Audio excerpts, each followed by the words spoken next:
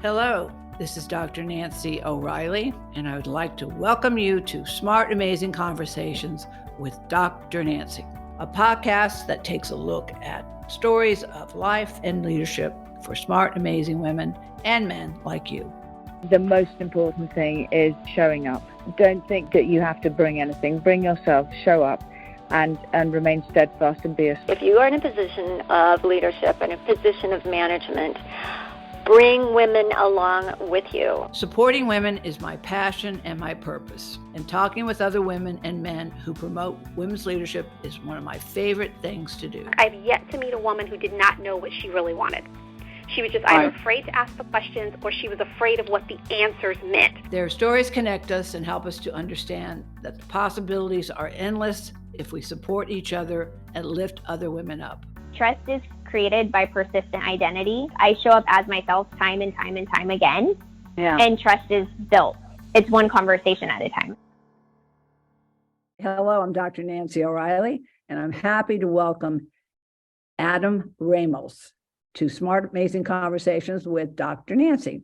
Adam is a partner, trusted advisor, and advocate in Hinkley Allen Litigation Group. His practice focuses on energy-related issues and complex business and commercial issues, as well commercial litigation. Among his many, Adam is honor magna cum laude and from Rogers Williams University School of Law, and has served on been called one of the best lawyers in America 2020 and 2020 through 2023. His community service sparks numerous boards and professional affiliates, which is how we found him and brought him to Women Connect for Good. Adam was recommended for a guest by one of the partners organization, the Women's Fund of Rhode Island, where he serves as a board member. Adam was impressed to serve and become an advocate for women when he attended the signature Women's Leading Change event. And Adam and his wife are both extremely involved, and Adam became an active participant in the 100 Men Gender Equity Fundraising Campaign. We need to talk about that. That's wonderful. So I'm pleased to welcome you, Adam, and thank you so much for being here. And we want to talk about gender equity and how men and women can work together to achieve this goal. So welcome, Adam. Thank you for being with me. Thank you, Dr. Nancy. I'm happy to be here and happy to talk about this really important stuff. That it's been something that has been part of my life, trying to achieve gender equity. Well, I don't know if achieve gender equity is the right phrase, but move in this direction for a long time. Whatever we want to call it. But I think what's most important, and I always start out this conversation with how did you become you? Because again, becoming an advocate for the Women's Fund and gender equity, you had to come from someplace for this to occur. But how did you get to be you? Let's just start there. Your personal story. Sure. Yeah. I was originally born in Rhode Island, and my parents got divorced when I was 7, and we moved. We were still in Rhode Island for a period of time, but then I moved with my mom to Florida, and throughout all of that time, my mom was, even when my parents were married, my mom was sort of she was the professional in the family. She was a registered nurse, and she worked in pediatric wards and eventually in NICUs. And I think that shaped sort of my views of who I would become and how my views on gender would evolve, because I never perceived that there was any real distinction between what my mother was providing versus what my father should have been providing. It was all sort of built in right there. So, growing up with I think a really strong mother, and having her be sort of the primary parent through middle school and high school years, and really shaped who I became, and that was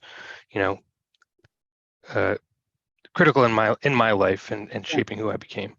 I think that we often hear about men who were raised by a mother that end up being very strong advocates for gender equity, because again, that's all they've ever seen. The role model they've looked at is a strong, competent, capable woman who's basically taking care of them and helping them to learn about women and gender equity. Well, it's so important. I've been doing this work for a long time. I don't know do you have daughters? Do you have sons? Do you have children? I have 2 children. I have a son and a daughter, and they are 14 and 12. Okay, you're into the teen years. Woo-hoo. Yeah, and my wife and I have often said, along this path, every phase is the best phase, and we're starting to think maybe the teen phase isn't going to live up to that. well, I think as a psychologist, and this is what I would tell parents with teenagers: you have to remember the axons and the dendrites in their brains have not connected yet. So the brain is still growing and still maturing, but you'll get there. It will be. It will be an exciting time in your life. I think many parents wondered if they'll get through it, but I tell you what, it's a fun thing. And then later on, you'll have a great time with them as well. But yeah, I mean, but okay, let me ask you a question then. You've got a daughter and a son. There is 2 years difference between the ages. Are you teaching them the same way that you teach a girl and a boy? How are you teaching them the same, or do you find yourself sometimes, because of the gender, somewhat different? Well, I think that our intention is to teach them the same way. Okay. But I don't know that we always carry through with that. I mean, and I don't think it's intentional. I don't think it's even conscious when we don't most of the time. But we certainly try to teach them the same way. They're certainly getting a different model of family life than what I had, but I guess one thing that we try to do with our kids and really with each other is recognize the value that is associated with all of the things that go into making the life that we have. Sure. So, when my wife and I first met, I was just getting started out in the legal profession, and she was sort of an established consultant in the hotel industry. And she was sort of the main moneymaker for the family. I was pretty dependent on her for us to live whatever lifestyle we were going to live. Over time, that's shifted. She's moved away from that industry and moved more towards some other interests and passions in her life. And we've almost sort of, well, it's not accidentally, it's intentionally, because of choices that we decided to make, reverted to what some might call traditional gender roles, where I work more and she's takes care of the home more. But whenever we talk about sort of what our life is, we talk about the money that we make isn't money that I make, it's money that we make. I only make the money that I'm able to make because of what she does at the home, and there's the value of what of the work that she does. In addition, by the way, she doesn't just work in the home. She has a million projects going on all the time. But just even if it was only working in the home, the value of that, and we instill the value of all types of work in our kids to try and make sure that that's something that they live with. Yeah. Well, I have 3 daughters, and of course, they watch me go to school. I got married. I was married in college, and then so I completed my degree. My first child was born. My second child born not too long. I have a degree for every child except for my last degree, my doctorate. And but at least I decided that was enough at that point. But no, I mean, again, women do not value necessarily or give themselves credit for all the work that they're doing in the home. I mean, I was working and going to school, and I knew how hard it was to do all those jobs. And you have to have a partner who's willing to not only support what you're doing, but also add and do the job just as much as you do the job. And otherwise, it just doesn't work. There's no doubt about it. So again, I think what you're telling me is the model that you live yourself with your own family life and with your own children is an example of what you do in your profession. And of course, being a part of the Women's Fund. You said, we asked you different questions, and you said we need to normalize gender equity. I absolutely agree with that. But since we still have not voted throughout this country, our Equal Rights Amendment, a lot of people just don't really know what they don't know. And I think that's part of the problem. I can't believe in 2022 that we're dealing with some of these issues. I know that COVID didn't necessarily do us any favor, especially for women leaving the workforce. And of course, women returning to the workforce. It has changed many things. In some ways, maybe improved it because of women more flexibility and men more flexibility as well. But we really, overall, I'd say in our society, we don't really understand, per se, gender equity. What do you think? Definitely. I agree 100%. I think that, I think a couple of things. When I think about normalizing it, I think that there's too much credit given to, men who are viewed as allies, as if we're doing something that's worthy of praise in some way, rather than it just being what the norm and expectation is and should be. And those who don't live those values and ethics are, I don't know what the right phrase is, chastised or coached to be normal and treat gender equity. I think that as a general matter, whether you're talking about gender equity, racial equity, other types of things, there is a complete lack of understanding about what equity means and about what it means for those who are being asked to acknowledge their privilege and how they are in a more privileged position in order to allow for the existence of equity, because I think that they view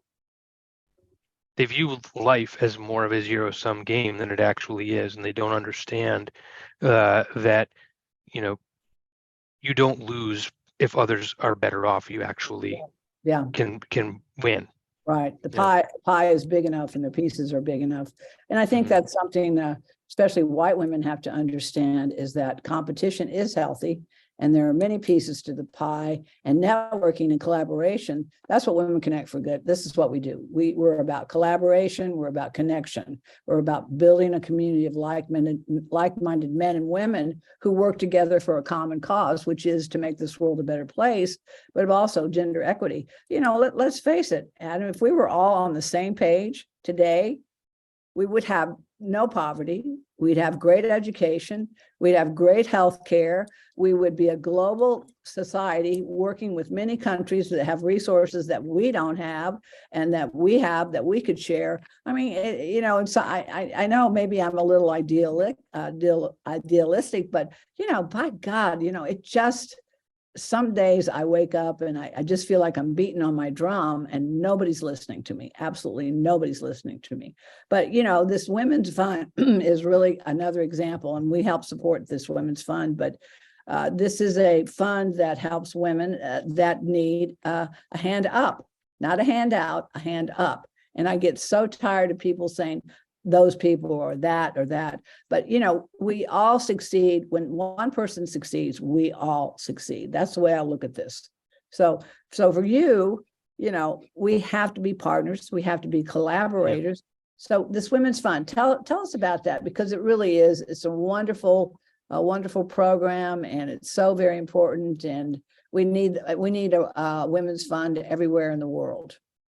Yes, I was so happy to find it when we found it, and I was fortunate enough to be introduced to it by a partner in my law firm who used to be on the board, who invited us to that Women Leading Change event that you mentioned in the introduction. And then when my wife and I became involved after that, it does so many things for such a small organization, really, it's a policy advocate at the state level, identifying legislation every year that it champions, and has had a number of successes in pushing through to move toward gender equity. Some, a recent success on that front has to do with pay equity bills that happened recently here in Rhode Island.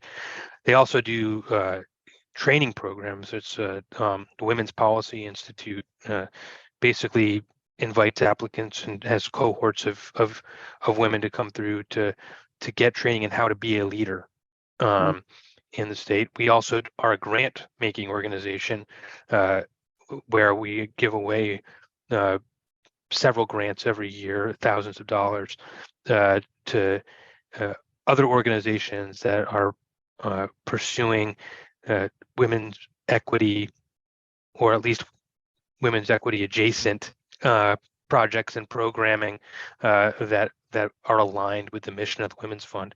It's been around for a number of years now. Our current executive director, Kelly Nevins, has really taken it to the next level and continues to push to do so as we look to grow our scope. We're currently have an idea for a Women Leading in Government program that would help newly elected women legislators understand how to operate within the governmental system here in the state, and we're working to A, develop the program, B, get the funding to be able to actually bring it to into life. But always looking for different ways to put equity, women's equity in particular, front and center, and in the spirit of always sort of recognizing that you can improve in what you are doing. Over the past several years, there's been a real increased focus on the intersectionality of women's equity and racial equity, and making sure that we can't make sure that we have no blind spots, recognizing that we have blind spots that we have to seek out and try and make sure that we don't let them negatively influence the work that we're doing, such that we're potentially doing some harm while we're trying to do good. You don't want to do that.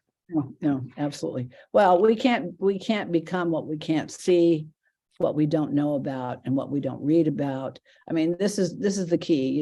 Again, legislation that, well, in California, they recently passed a law that every public board, a percentage of women, depending on the size of the corporation, have to have women on the board. These are the kinds of things that are going to impact overall what we're doing, because again, these women have to be in positions, and these men have to be in positions that they can work together. And then we have a program at Women Connect for Good, and we'd love for the Women's Fund to be a part of it, but it's called the Lift Women Up campaign. But it's really lift people up.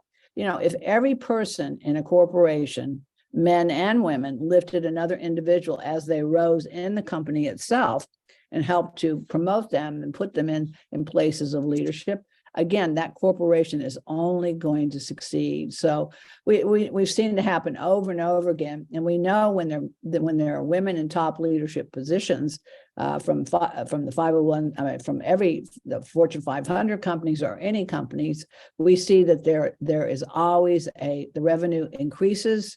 They have less turnover, less talent walks out the door, and so we're seeing those things happening, but not at the rate that personally I would like to see, and I'm sure you would agree that every case is a triumph, but we just need more of those cases to be effective.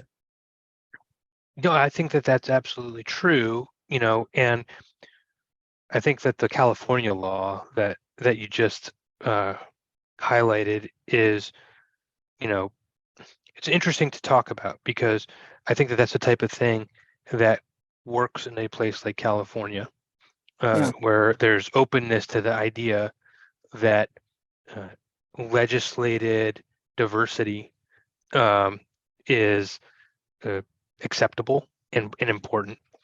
But, if we're working to do this, I would say even in a state, Rhode Island is considered It's an a extraordinarily blue state, but little bit more conservative. a little bit more conservative than I think most people would think. And the idea that you would take away the notion of everything just being a meritocracy, so that those are just picking whoever, doesn't matter if they're, women, men, black, white, Latinx, etc. You just always take the best people, and to say that you can't do that and you have to have quotas gets so much pushback. And not just in Rhode Island. I mean, much more so in other parts of the country. So I think that and I know that one of the things that we talk about, in addition to being on the Women's Fund and other organizations, I also serve on the Diversity, Equity, Inclusion Committee at my law firm. And one of the things that we talk about all the time is, how do you get people who are not sort of naturally inclined to just support diversity issues to buy in and understand that it does benefit them? And all of the research that has been done on how you can essentially make a business case, certainly for gender diversity and definitely for racial diversity as well, but people, that message doesn't seem to be getting through as nearly as quickly as it needs to be. So I have taken to having conversations that are really more about trying to speak to people's personal experiences, and say, and then calling out, your point is well taken.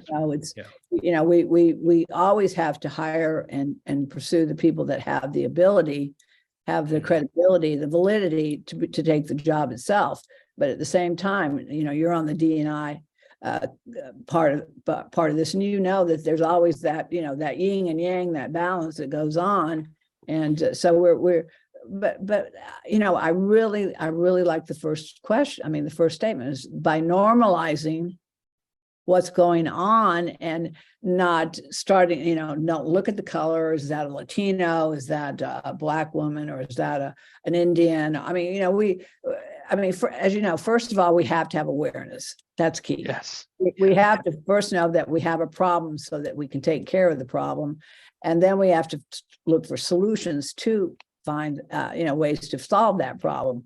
And at the same time, it's all about education, and I'm sure the Women's Fund does a lot of education and social media, because you always, even as a funder, I have 2 foundations myself, you have to show accountability.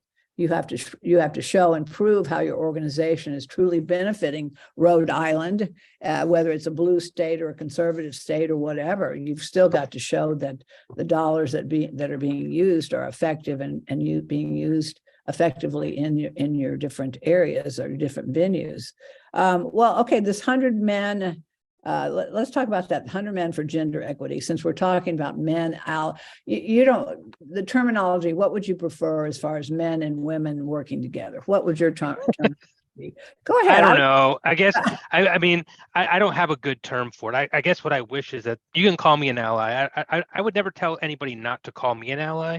Yeah. I don't like to call myself an ally. What would you prefer? What would you prefer? Well, no, I'm fine with you calling me an ally. I don't think it's appropriate for me to say I'm an ally, right? Yeah.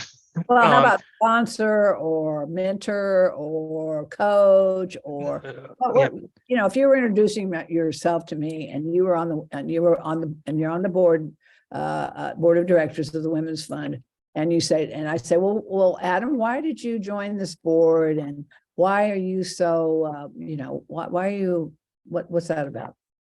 Well, I would say that I would take it back to getting involved with the 100 Men for Gender Equity campaign. So after being involved with the Women Leading Change event that I went to, I stayed connected to the organization, and a former employee of the Women's Fund who has since moved on to other exciting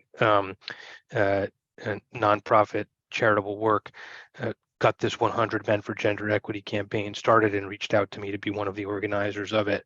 Yeah. And when they reached out, they said they were looking for allies. And I said, right, right at the beginning. I don't. I appreciate that you think of me as an ally. The challenge that I have with the term ally is that it suggests that there's something special about me, and I don't like that, right? But what I was starting to get at was, what I've come to is I just don't ever want to call myself an ally. I'm not the one who gets to decide if if women feel as though I am a supporter of theirs or an ally of theirs in the pursuits of equitable causes. I just want to do the right thing. And one of the phrases that we use in my family is, when you're thinking about what you're going to do next, you always want to just do the next right thing. So just decide what you think is right next. And I have never been able to conceptualize for myself why somebody would think that equity isn't the right thing. Right. And I'm sure that was embedded in me from the way that I was brought up, and the way that my family situation was. So whenever I've been presented with the evidence that equity doesn't exist, it's very easy and that there is something that I can do about it. That is the next right thing is to do that thing, right? So, the 100 Men for Gender Equity campaign was essentially, for me, about taking a step to try and create the normalization, right? By identifying a 99 other men. Or a population of men that, maybe I knew, I don't know, 10 or 15, right? That I thought could be a part of it. And but you don't always talk about it, because in our culture, it's not it is not masculine to be the man talking about gender equity, right? So by having the conversations, you start to move towards normalization, so that people can realize that they're not alone in thinking that the way they are, and that it's okay to actually talk about this stuff as a guy. Let me give you an example. I was actually in Oxford, England, and I was presenting. I received an award, but I was presenting. I was actually talking about my book, In This Together, and I was talking about the importance of men and women working together. And it was interesting. The more I talked about collaboration and the support that we need to give one another, and how when we do so, anything is possible. The men in the audience literally took a breath. I mean, they realized there was not going to be any male bashing. There was just me talking about the importance of working together. And you know what? I found this over and over again in any group that I've ever been with, that when you really start talking about men and women supporting each other, something amazing occurs. And I've talked to enough men that say, what? Just ask me, what do you need? And the same thing with women. If we all today just ask one another for what we need, or the other question is, how can I help? Yep. How can I help? I mean, these simple questions that I've come up with, or that we've come up with, Women Connect for Good, are so simple that then you have a dialogue, then you have a conversation, then you develop a relationship. And that, to me, is the ultimate goal of whether it's 100 Men for Gender Equity or it's the Women's Fund. It really is about developing strong, healthy relationships of people who really understand that we want this to be a better world for ourselves, for our children, and for our communities, and global world as well, because we all have to come together at some point. So, maybe I'm a little idealistic, but you know what? That's kind of where I sit with all this. Well, I am a lot idealistic. I believe that that all of this stuff is possible, and I would say people often tell me that I'm not realistic in the way that I think about how things work, but it's not worth it to me to not believe that it's possible, right? And and and to constantly be thinking of, well, if the last thing that we were trying didn't work, then what's the next thing that we can try? And I think I love hearing what you're saying about just having a conversation about how men and women can support each other. And what I think about is, how do we get to have that apply when power is on the line? Because I think that's where that ends up breaking down. As soon as somebody thinks that they might be, that there isn't, that there's some sort of winner or loser happening. Yeah, we talk about a different kind of power, though. It's the power to. It's not the power over. And I think that for men and women especially get confused about power. It's the power to. I was speaking to a large group of women attorneys, litigators like yourself, and I asked the question, and I looked around the room. I said, how many women in this room, how many of you in this room feel powerful? 2 women raised their hands. 2 women. Women litigators, women attorneys, litigators that spend their time out there, and then it becomes more apparent the word power, first of all, is misused, but it's misunderstood, that it's the power to. And we all came into this world with that power as babies. We had these talents, we had these abilities. So the goal is education. The goal is to create better terminology or verbiage that we all go, oh, okay, now I understand. And you and I both are trying to come up with the right verbiage and the right words so that people aren't going, oh, is she a feminist, or is she burning her bra? What is she doing? The point is that I 9 times out of 10, when I start to have conversations with people that already are a little bit resistant, mastering resistance is what it's about. It's like coming to some common ground that you can have a conversation about and then go on from there. But no, I really appreciate what you're doing. I'm all for you. As I said, you're one of the guys I want to talk to. I mean, I'm serious. Yeah. The more we talk about this, Adam, the better it's going to be. And it really is sometimes getting a bunch of people in the room. And the Women's Fund is no different than a lot of other organizations who get in the room and say, what do we want to see happen here? What do we want to see happen in Rhode Island that's going to benefit us all? And it's not going to take away it's not going to rob Paul to pay Peter. It's what are we going to do for each other so that we have better lives for ourselves, our children, and this community. And, you can't really dispute that conversation, can you? You cannot. And I guess the only other thing I would say is, I have a lot of hope for the future. I don't know. I see, my kids and their generation, and I think about, I think oftentimes when you're caught up in the work, in the day-to-day, it often feels like you can be spinning your wheels from time to time because things don't move that quickly. But when you take a step back and take a look at what the arc of progress has been over time, there's definitely steps back on occasion, but overall it's moving forward. And when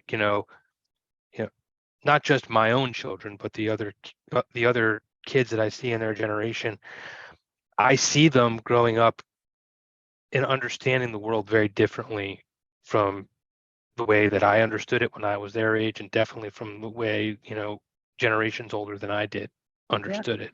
They understand climate control. They understand that taking care of Mother Earth is going to be the key for them being here and the next generations being here. I mean, it definitely is a different generation. But again, I think the baton, but we have to pass the baton from a healthy group to another healthy group who will pass it on to another healthy group. So I think that's the key, is that we keep building these community of like-minded men and women who can do just that. And you and your family and your wife are doing that. And of course, Women Connect for Good, that's what we're doing as well. We want to stay connected, and I would love for you all to become a part of the Lift Women Up Lift People campaign, because it's so simple. We have 52 weeks of simple things that people can do every day, every week, just to lift another person up. You and I both know when we lift somebody else up, how do we feel?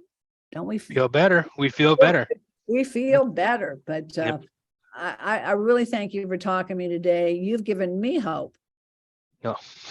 No, seriously, it's important. I need to have more conversations like this because, like I said, I sometimes feel like I'm out there beating on that drum and nobody could care less. So today I'm talking to somebody that does care, and I really appreciate that. So how do we learn more about the Women's Fund and know more about you and how we can help you? All right. Well, I'm just going to focus on the Women's Fund because that is what I think matters the most. And you can go to WFRI.org to learn more about us. We're in the holiday season, and so we're certainly encouraging people to contribute to us right now. We need money. We need money, in particular Don't to help us with that Women Leading Government program. If that speaks to anybody as something that's important, we're really hoping to get that off the ground.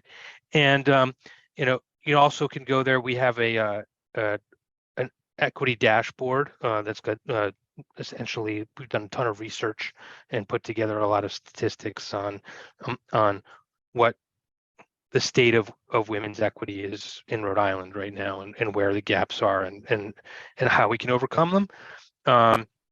And we look forward to continuing the relationship with you, Dr. Nancy, and thank you for having me on and talking with me today. One of the things that we could really use along with this Lift Women Up campaign joining is testimonials from people in your organization and what you've done for them, because we have to keep showing and educating the population as to why we exist and what we're trying to, and what our hopes are and what we're trying to accomplish. So when you will get a link back to this conversation, we will promote it. And one of the things that I always say is once we talk, we're connected. And so that's the way I like to keep it, is that how we can help and vice versa, ways that we can collaborate and support one another is very, very important to me. And I do that strictly for that good. Women Connect for Good is exactly what that name means, Women Connecting for Good. So Adam, I want to wish you a happy holiday with your two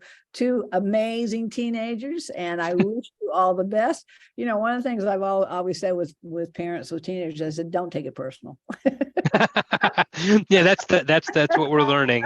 They're great kids. They're great kids, but they're just a little bit more disconnected than they used to be. Well, and remember, tell your wife their brains are still forming, and there's those dendrites and those axons are still trying to find that connection. They're going, wait, and then sometimes they find it and they boom, blow up.